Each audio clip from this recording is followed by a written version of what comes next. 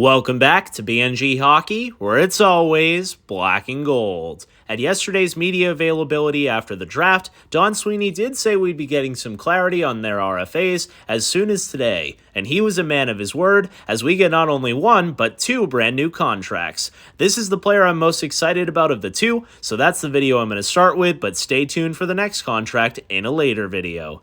That being said, let's talk about it. The Bruins signed forward Marat Khusnutdinov to a 2-year contract extension with a cap hit of $925K per season. He's a 22-year-old, 5'11" left-shot centerman, originally selected in the second round of the 2020 draft, 37th overall by the Minnesota Wild. In his entire NHL career, he's played in 91 games, scoring 6 goals, 10 assists for a total of 16 points. His last season in the KHL in 49 games, he had 6 goals, 14 assists for a total of 20 points, and last season he played with the Minnesota Wild and the Boston Bruins, where in 75 games he had 5 goals, 7 assists for a total of 12 points. Now, for those of you who don't remember, this was one of the players acquired in the Justin Brazeau trade with the Wild, along with Jakub Lauko, one of the many fantastic moves Don Sweeney made at last year's deadline.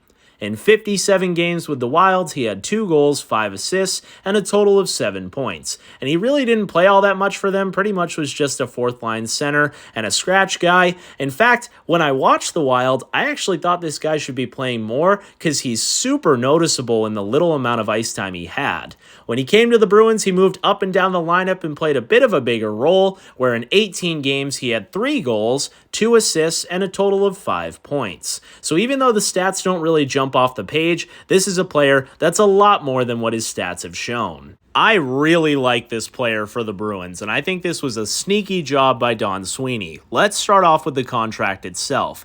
$925K is the exact same cap hit this player had last season. And we know these young guys in today's game. He's a 22-year-old, and a lot of them think, you should pay me based off what I'm going to do, even if I haven't done it yet. So it's really nice to see that cap hit stay low, especially if this player is able to outperform that cap hit a lot easier than if he was making a significant raise. It's a lot harder for him to be valuable. I also like that it's a 2-year contract. He's 22 years old, so he fits into that young wave of the next Bruins and that rebuild that we're trying to do on the fly, but he can also help you now. He's an NHL-ready player. And I like that having 2 years, we can see how he does. If he doesn't work out, it's not an 8-year contract, but if it does work out, you have this player on another season at a really low cap hit. I think this guy absolutely is going to outperform this contract. He was already playing a bigger role with the Bruins. Now, hopefully they add a lot more depth up front than they had last season,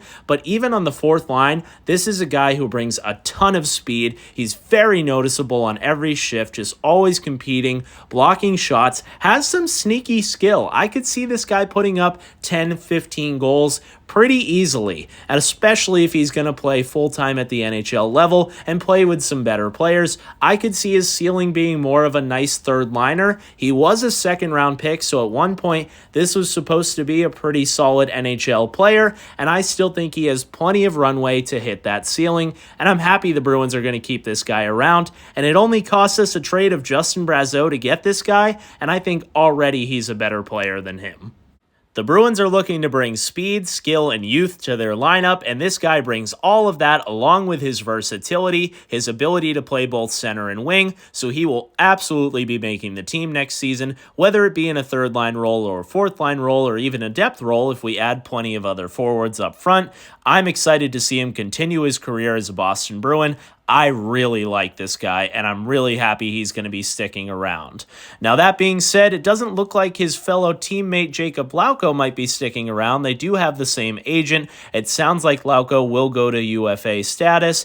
That being said, he could always come back. I did think Lauko was a pretty nice fit here again, seemed to bring a new energy to the room, so I would like to see him come back as well. But if that's all we get out of the Brazeau trade, like I said, I think that Khusnutdinov is already the best player player out of that package, and I think he's only getting better. The Bruins still have about $23 million in cap space, even with Khusnutdinov on the roster. Obviously, they still have to sign a guy like Geekie. Hopefully, they can keep that under 6, somewhere in the $5 million range. That would be a really solid deal for him, and they'll still have plenty to play with when it comes to free agency, because they still have quite a few holes at the NHL level, but now they have one less with the signing of Marat Khusnutdinov.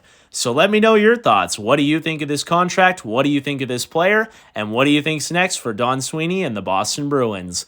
Leave that down below in the comments. If you enjoyed this video, make sure to give it a big like. And if you haven't already, subscribe.